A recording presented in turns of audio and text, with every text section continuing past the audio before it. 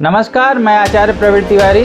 आज की इस वीडियो में जानेंगे कौन सा रत्न धारण करना चाहिए, कौन सा रत्न कब धारण नहीं करना चाहिए। बहुत सारे लोग हैं, आपने देखा होगा नीलम, पुखराज, पन्ना, माणिक इत्यादि धारण कर लेते हैं और धारण करने के बाद परेशान हो जाते हैं या ऐसा कहते हुए पाए जाते हैं कि हमने सारे रत्न पहन लिए, सारे रत्न धारण कर लिए, लेकिन कोई भी रत्न हमको काम नहीं किया, कोई भी रत्न हमको सूट नहीं किया। तो ऐसा क्यों होता है, इसको जानने के लिए आइए जानते हैं क्या है रत्नों का रहस्य, इसको कब धारण करना चाहिए, इसी पे आज बात करते हैं। तो दोस्तों, रत्न ऐसे नहीं धारण किया जाता है कि बाजार से खरीद कर ले आए और उसको धारण कर लीजिए तो उसका कोई फायदा नहीं होता है। जिस तरीके से कोई मूर्ति बाजार से आप ले आइए तो जब तक उसका प्राण प्रतिष्ठा, पूजन इत्यादि न करें तब तक वह मूर्ति पूजनीय नहीं होती है। इसी तरह जो भी रत्न आप मार्केट से ले आते हैं, जब तक वो अभिमंत्रित न हो, मंत्रों से पूजित न हो, वह अपना असर नहीं छोड़ती है आपके ऊपर, वह ग्रहों की तरंगे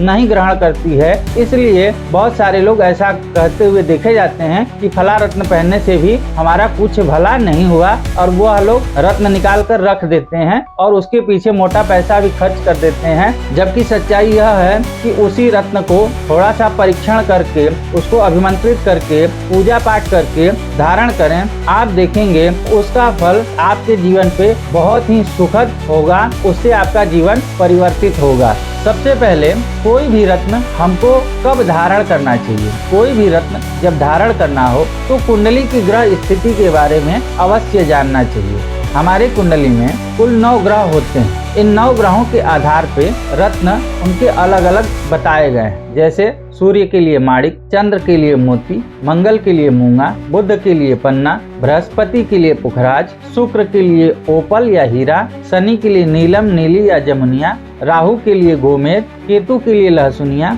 ये इनके रत्न हैं।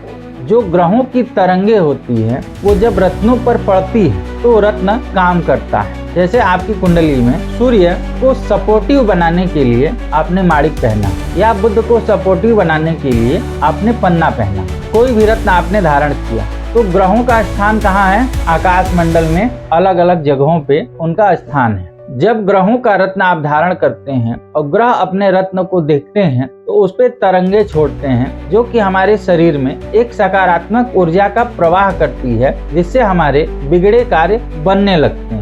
अब इसमें एक बात ध्यान देने की है कि जब आपके ग्रह से संबंधित जो रत्न उसको आपने धारण किया तो ग्रहों की जो तरंगे आ रही हैं, जो किरणें आ रही हैं, वो आपको सपोर्ट कर रही हैं। लेकिन यदि आप अनुकूल ग्रह का रत्न धारण न करें, विशेषतः 6, 8, 12 इन स्थानों में गए हुए ग्रहों का रत्न कभी भी धारण नहीं करना चाहिए।